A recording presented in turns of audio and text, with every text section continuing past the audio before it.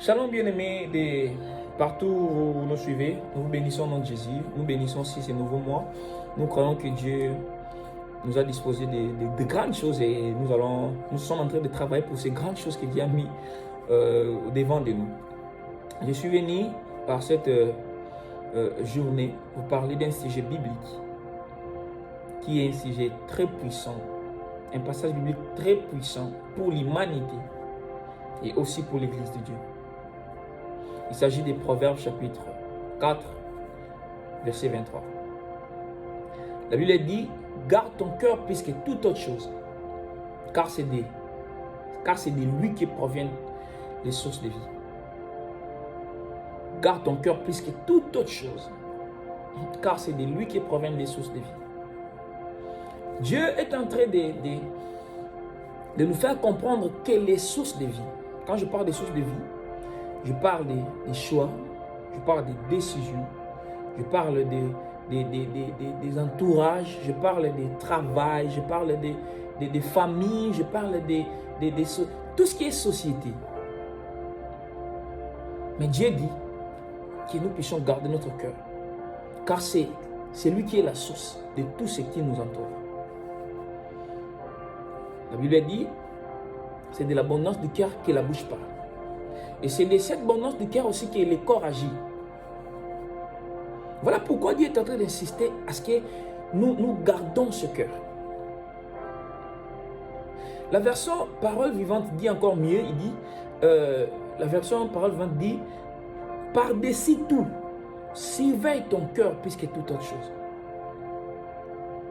Par-dessus tout. C'est que Dieu, c'est l'homme agit, l'homme marche. Il parle, il s'engage, il fait tout ce qu'il peut faire.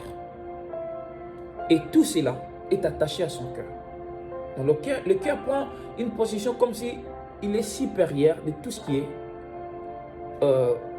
aux alentours de l'homme. Et il dit, surveille bien ça. Quand Dieu parle de surveiller le cœur, il ne parle pas des choses genre, peut-être pour la maladie, pour la tension, quoi que ce soit. Mais Dieu parle de ça pour la vie, pour les décisions, pour notre influence. C'est que la pensée originale de Dieu est que nous ayons un bon cœur.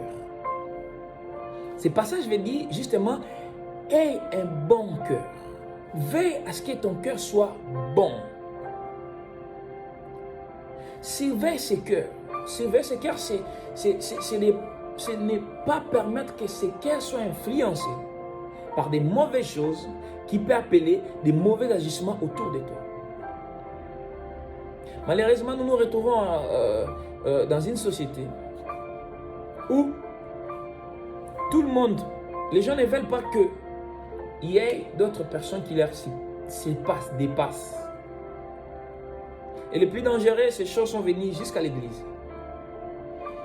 Aujourd'hui, ils sont à compter, les leaders qui acceptent que leurs propres disciples, leurs propres gens qui encadrent leur dépassent. Personne n'arrive à supporter ces choses. Pourquoi? Parce que nos cœurs sont influencés négativement. Celui qui a un bon cœur ne travaille pas pour lui-même. Celui qui a un bon cœur ne travaille pas pour la chute des autres. Celui qui a un bon cœur ne travaille pas pour la destruction du monde. Frère, si le monde aujourd'hui est détruit de plus en plus, c'est parce que les gens, le cœur est influencé négativement. Frère, travaille ton cœur, travaille, surveille ton cœur. Ne sois pas compté parmi ces gens-là, là où il est, c'est le désastre. Là où il est, c'est la chute. Là où il est, c'est la séparation. Là où il est, c'est la haine. Tout cela provient du cœur. On peut nous parler de l'humilité. On ne peut pas avoir l'humilité sans avoir un bon cœur. L'humilité est le produit d'un bon cœur. La paix est un produit d'un bon cœur. La joie est un produit d'un bon cœur. Celui qui n'a pas un bon cœur ne supporte pas l'épanouissement des autres. Il ne supporte pas. Parce que son cœur est mauvais.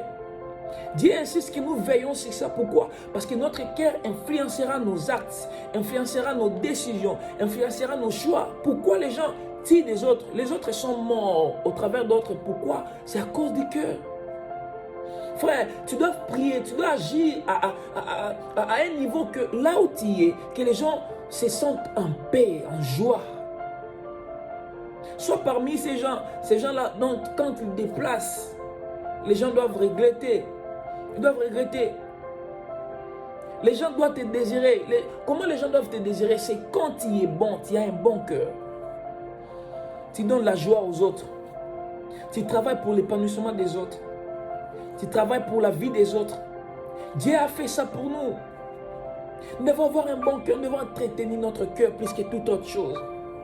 On a besoin d'avoir de l'argent. Oui, c'est bon de prier pour avoir l'argent. C'est bon de prier pour avoir les mariages. C'est bon de prier pour avoir les succès. Mais frère, si tu n'as pas un bon cœur, tu prendras ce que Dieu te donne et tu te serviras de ça pour détruire les autres. Et ceux qui pensent que Dieu leur donne, ils se servent de ça pour détruire les autres. Ils se servent de ça pour freiner que les autres ne montent pas. Et nous sommes en train de prier, on prie beaucoup. Les Congolais, nous prions beaucoup, nous prions beaucoup. Nous sommes influencés dans des choses genre la prière est au-dessus de tout. J'ai entendu un frère dernièrement chanter Abosana nyonso melo sambote. Abosana nyonso melo sambote. Donc peut-être on peut avoir cette capacité de prier, d'oublier même la parole de Dieu, mais compris seulement. Pour nous Congolais, prions. On doit prier, on doit faire des retraites, on doit aller dans des montagnes, on doit faire ça. Mais mon frère, il est important, quand tu pars prier pour les mariages, pour les succès, tout ça, c'est pas mauvais. Mais le plus important, quand tu trouves beaucoup de temps avec Dieu, cherche à ce que Dieu lave ton cœur. Que tu aies un bon cœur. Il y a des parents qui, il a l'argent, mais il n'arrive pas à payer les frais pour ses enfants. C'est le problème de cœur. Pourquoi voulions-nous que les gens chutent là où nous sommes? Pourquoi voulons-nous que les gens ne progressent pas là où nous sommes? C'est le cœur. Frère, trouve des temps de prière, de chercher Dieu pour ton cœur. Pour ton cœur. Un cœur qui va donner des joies. Un cœur qui va donner la paix aux autres. Un cœur qui doit donner satisfaction. On a de l'argent, des fois, on est en train de les jeter dans Babylone, pendant qu'il y a autre place, dans d'autres lieux, il y a ces enfants qui meurent de faim. Il y a des familles qui meurent de faim. Nous sommes en train de regarder. Il y a même des chrétiens que leurs pasteurs, leurs prêches ne pas donner de là. Quelqu'un peut avoir la faim, il te demande l'argent. Mais non, moi je ne peux pas donner au Kangavi Nanga. Où est le cœur bon? Où est le cœur? Où est le cœur? Nous acceptons que les gens souffrent là où nous sommes. Mon frère, travaille ton cœur. Veille sur ça. Veille sur ça. Surveille ton cœur au-dessus de toutes choses. Veille à ce que tu sois une bénédiction pour les autres. Veille à ce que tu sois une bénédiction pour le peuple. Jésus en a été pour nous. Le temps est arrivé, nous puissions revenir, retourner dans le bon sens de la doctrine que nous avons acceptée. Jésus-Christ, il n'avait pas un bon cœur, il n'allait pas mourir pour nous. Il ne nous demande pas de mourir pour les autres, mais il nous demande d'avoir un bon cœur pour les autres. Et si tu as un bon cœur, ce n'est pas seulement pour les autres. Un bon cœur, c'est aussi pour toi-même. Celui qui a un bon cœur se sent en paix, il vit en paix. Il est joyeux, il se contente de ce qu'il a. Il se contente de ce qu'il a. Il ne peut pas aller toucher à la magie, sacrifier les autres avec mon cœur, parce que mon cœur est bon. Je me réjouis de ce que Dieu m'a donné. Je ne peux pas tuer les autres pour avoir l'argent. Je ne peux pas travailler pour lâcher de l'autre pour que je sois considéré. Aux églises, il y a des autres qui vont aller accuser des autres pour qu'il y ait la considération, mon frère. Quand il y a un bon cœur, c'est pour toi-même aussi. C'est pour toi-même aussi. Nous devons prier, trouver des temps de prier, que Dieu nous aide à avoir de bons cœurs. Les cœurs de joie, les cœurs de partage, les cœurs d'aimer les autres. Il nous recommande d'aimer. L'amour là, c'est un problème de cœur. Et si le monde aujourd'hui n'a plus le vrai amour, l'église n'a plus le vrai amour, c'est le cœur qui est influencé négativement. Nous devons dire à bas à certaines prédications qui nous disent des fois, les gens qui sont autour de nous sont nos ennemis. Qu'est-ce qui justifie? Est-ce que les ennemis doivent être trouvés à l'église? Vous pouvez avoir là à l'église quelqu'un, Moutafani Pemeno, mais vous ne vous parlez même pas. Tu peux passer toute la journée au quartier, tu ne salis pas les gens. Mon frère, Dieu a besoin que nos cœurs soient des bons cœurs. C'est les bons cœurs qui doivent changer le monde. Ce monde est détruit parce que le cœur est influencé négativement. Par-dessus tout, surveille ton cœur, c'est ton cœur qui influence tes actes, qui influence tes décisions, surveille ça, qui influence ton choix, tes choix de vie, surveille ça, tes actes, surveille ça. Un bon cœur ne se réjouit pas de la haine, ne se réjouit pas. Oh Dieu, nous sommes faibles, on n'a pas de force. On est humain, on a besoin de se privilégier. On a besoin que nous soyons au-dessus des autres. C'est tout ce qu'on a besoin étant humain. Étant humain, on ne veut pas voir les autres nous dépasser. On ne veut pas voir les autres s'épanouir là où nous sommes. Si tu ne nous aides pas, si tu ne nous aides pas, c'est la mort. Le monde s'effondre, pourquoi? Parce qu'il n'y a plus de gens de bon cœur. Il n'y a pas de gens qui peuvent soutenir les autres sans condition. Il n'y a plus de patrons qui peuvent engager les autres sans condition. Sans chercher à sortir avec les femmes d'autrui.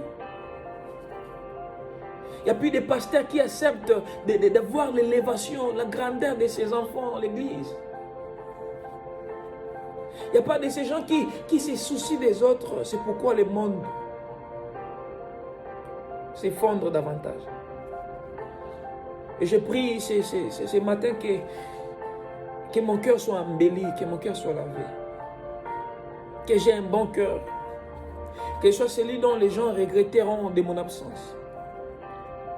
Que ce soit celui dont les gens voudront de moi là où ils sont. Que ce ne soit pas celui qui mettra des troubles au milieu des gens. Oh Dieu, la faiblesse nous entoure des fois. On est perdu, on ne sait pas quoi faire. Des choses peut-être on a trouvées dans notre lignée. Des choses qu'on a trouvées peut-être ceux qui nous ont précédés ont dit, ont fait. Et nous ne sommes pas capables de changer. Si tu ne nous aides pas, on ne saura pas changer. Je prie avec celui qui me suit à ces moments, que je sois parmi ceux-là qui vont changer le monde.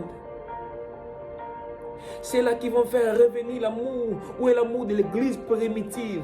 Où est cet amour de ces gens qui vivaient ensemble en harmonie, à la fraction de pain? Ils partageaient. Aujourd'hui, il y a des sœurs qui manquent les habits, mais il y a d'autres sœurs qui rient, qui se moquent des autres. À l'église de Dieu. Les enseignements des ennemis entrent à l'église de Dieu. Père, où est l'amour? Si tu ne nous aides pas, on ne saura rien relancer.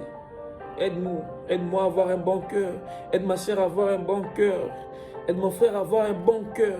Aide mon frère à veiller sur l'autre, à veiller sur l'épanouissement de l'autre, à veiller sur le succès de l'autre. Si tu nous laisses, on ne peut rien. Nous croyons en ça. J'aimerais que tu pries avec moi, tu dis, Père Jésus, aide-moi. Dis après moi, aide-moi à vivre comme toi. Aide-moi à agir comme toi. Aide-moi à avoir un bon cœur.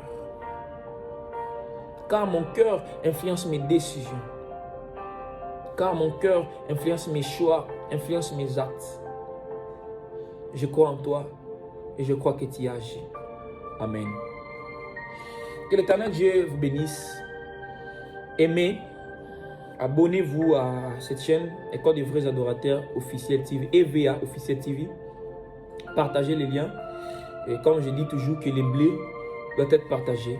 car le monde en a besoin. Nous allons toujours trouver ces 15 minutes d'exhortation et de prière. Et puis, nous allons, avec Dieu, changer ce monde. Que l'Éternel Dieu vous bénisse.